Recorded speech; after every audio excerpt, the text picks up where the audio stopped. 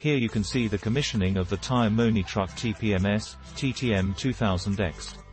You first see an overview, then we go through the individual steps. The easiest way is to do the steps in this order. First the system is programmed. Then comes the installation on the vehicle. Programming takes place in 5 simple steps and is completed in a maximum of 10 minutes. First the units of measurement are set.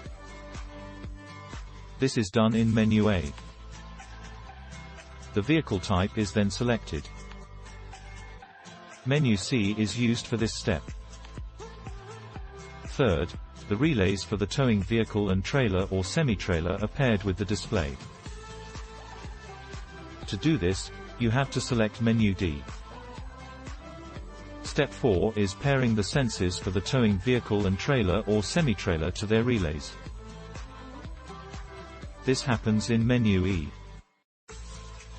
And finally, the warning thresholds for pressure and temperature are set for each axle.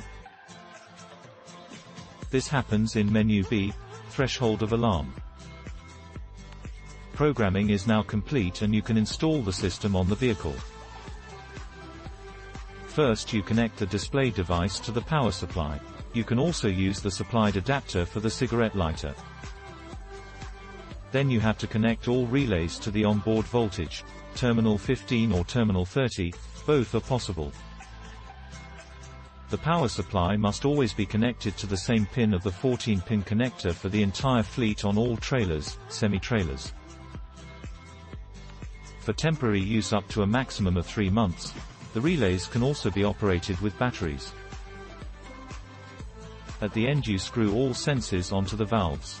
Be careful with twin wheels, sensors must not be screwed onto plastic extensions.